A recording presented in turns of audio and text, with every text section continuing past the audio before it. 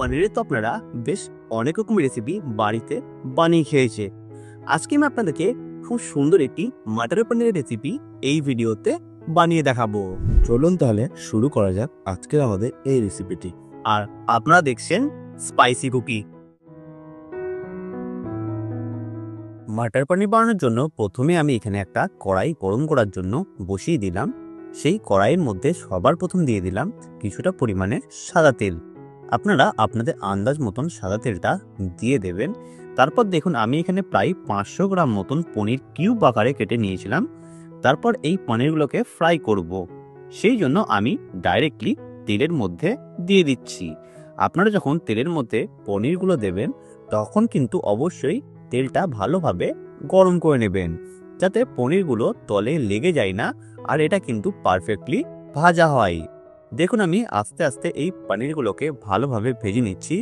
যতক্ষণ পনির ভাজা হচ্ছে ততক্ষণ আমরা পাশে একটা কড়াই বসিয়ে দিলাম গরম করার জন্য। সেই কড়াইয়ে আমি কিছুটা পরিমাণে জল দিয়ে দিচ্ছি গরম করার জন্য। সেই জলের মধ্যে আমরা সবার প্রথম দিয়ে দিচ্ছি কিছুটা পরিমাণে লবণ, অবশ্যই স্বাদ অনুসারে, আর 2 থেকে 3টে মতন শুকনো লঙ্কা। তারপর এই জলটাকে আপনাদেরকে ভালোভাবে কিন্তু গরম করে নিতে হবে। যতক্ষণ জলটা গরম হচ্ছে ততক্ষণ দেখুন আমরা পনিরটাকে ভালোভাবে ভেজে নিচ্ছি, যতক্ষণ না পনিরের মধ্যে একটা ব্রাউন কালার চলে আসছে। ঠিক দেখুন 2 থেকে 3 মিনিট পর পনিরের মধ্যে খুব সুন্দর একটা ব্রাউন কালার চলে এসেছে। তার মানে আমাদের পনির কিন্তু খুব সুন্দর ভাজা হয়ে গিয়েছে। পাশেই দেখুন আমাদের জলটাও কিন্তু ভালোভাবে গরম হয়ে গিয়েছে। তারপর পনিরগুলো আমি তুলে এই জলের মধ্যে দিয়ে দিচ্ছি। এখানে আমি লবণযুক্ত একটা জল তৈরি করেছি, তার কারণ হচ্ছে পনিরগুলোর মধ্যে খুব সুন্দরভাবে এই জলটা অ্যাবজর্ব হবে। তারপর এই জলটাকে প্রায় আধ ঘন্টার জন্য আমরা কিন্তু রেখে দেব।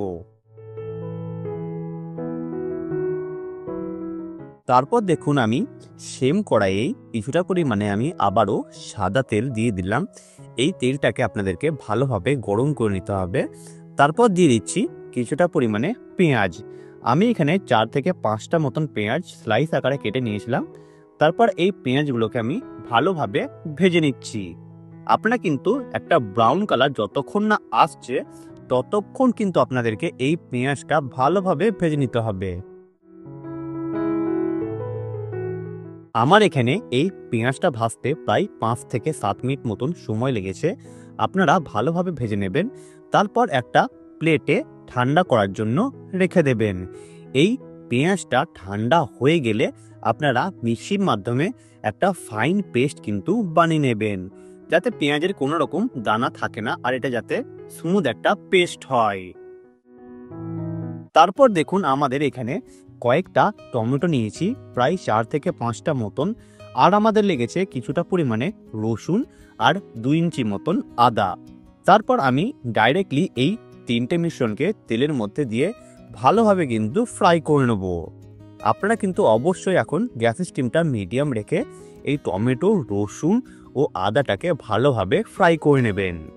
আপনাদেরকে এই মিশ্রণটা ফ্রাই করতে প্রায় 5 মিনিট মতন সময় লাগতে পারে।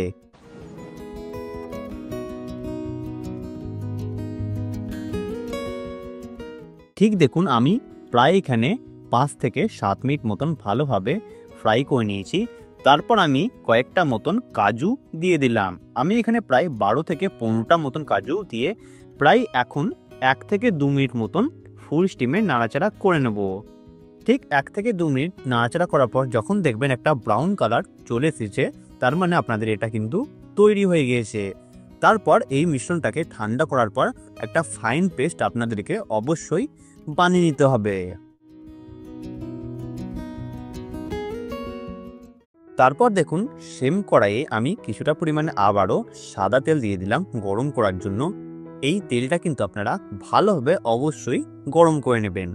তারপর দিয়ে দিচ্ছি কিছুটা পরিমাণে গোটা জিরে ও 2টো মতন শুকনো লঙ্কা। তারপর আপনাদেরকে এটা যতক্ষণ না ফ্লেভারটা বেরিয়ে আসছে ততক্ষণ ভালোভাবে এটাকে ভেজে নিতে হবে। তারপর দেখুন আমি পেঁয়াজটাকে বেটে নিয়েছিলাম, সেই পেঁয়াজের বাটাটা আমি এই তেলের মধ্যে দিয়ে দিলাম। তারপর গ্যাসের স্টিমটা কমিয়ে কয়েকটা মশলা দেব। সবার প্রথমে দিয়ে দিলাম 1 চামচ মতন লাল লঙ্কার গুঁড়ো, কালারের জন্য 1/2 চামচ মতন হলুদ দিয়ে দিলাম, আর দিয়ে দিচ্ছি হাফ চামচ মতন জিরে গুঁড়ো, তারপরে দিয়ে দিচ্ছি হাফ চামচ মতন ধনে গুঁড়ো, আর সবার শেষে দিয়ে দিলাম কালারের জন্য কাশ্মীরি রেড চিলি পাউডার। তারপর এই মশলাটাকে আপনাদেরকে ভালোভাবে কষিয়ে নিতে হবে যতক্ষণ না এই মশলা থেকে একটা তেল ছেড়ে দিচ্ছে। আমি দেখুন গ্যাসের স্টিমটা ফুল করে ভালোভাবে এই মশলাটাকে কিন্তু কষিয়ে নিচ্ছি। আমার এখানে এই মশলাটা কষতে প্রায় 5 থেকে 8 মিনিট মতন সময় লেগেছে। আপনারা কিন্তু ভালোভাবে কষিয়ে নেবেন।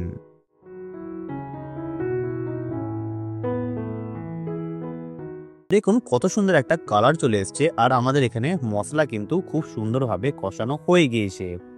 তারপর এই মশলার মধ্যে প্রায় আমি 150 গ্রাম মতন ফাটানো দই দিয়ে দিলাম। এই দইটা দেওয়ার একটাই কারণ, দইটা দিলে এই মাটার পনিরের টেস্টটা কিন্তু খুবই সুন্দর আসে। আপনারা কিন্তু অবশ্যই মাটার পনির যখনই বানাবেন টক দই কিন্তু অবশ্যই ব্যবহার করবেন, দেখবেন এর টেস্টটা কিন্তু খুবই সুন্দর আসবে।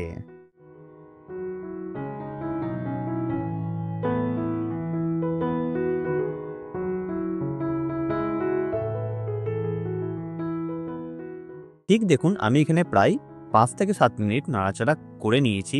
তারপর আমরা এখানে ব্যবহার করব টমেটো, আদা ও রসুনের সেই পেস্টটা। আমি দেখুন একটা ফাইন পেস্ট বানিয়ে নিয়েছিলাম। তারপর আমি এই গ্রেভির মধ্যে দিয়ে দিলাম। গ্রেভির মধ্যে দেওয়ার পর আপনারা কিন্তু 1 থেকে 2 মিনিট ফুল স্টিমে নাড়াচাড়া করবেন, দেখবেন এটা কিন্তু পারফেক্টলি গ্রেভিটা তৈরি হয়ে যাবে। দেখুন আমাদের এখানে মশলাটা কিন্তু খুব সুন্দরভাবেই তৈরি হয়ে গিয়েছে। তারপর যে পনিরটা আমরা জলের মধ্যে ভিজিয়ে রেখেছিলাম সেই পনিরটা কিন্তু দিয়ে দিলাম। আমি কিন্তু এখানে এখন কোনো রকম লবণ ব্যবহার করিনি, যেহেতু জলের মধ্যে আমাদের অলরেডি লবণ ছিল। তারপর দেখুন আমি ভালোভাবে এই গ্রেভির সঙ্গে পনিরটা মিক্স করে নিচ্ছি। ভালোভাবে মিক্স করা হয়ে গেলে আমরা এখানে কিছুটা পরিমাণে মটরশুঁটি ব্যবহার করব। পরিমাণে 300 গ্রাম মতন আমি এখানে মটরশুঁটি দিয়ে দিলাম। তারপরে দিয়ে দিচ্ছি স্বাদ অনুসারে লবণ। এই লবণ দেওয়ার পরে আমি কিছুটা পরিমাণে জল দিয়ে এই গ্রেভিটাকে কিন্তু তৈরি করব। তারপর আমি দেখুন গ্যাসের স্টিমটা ফুল করে ভালোভাবে নাড়াচাড়া করে নিচ্ছি। আপনারা ভালোভাবে 1 থেকে 2 মিনিট মতন নাড়াচাড়া করে নেবেন।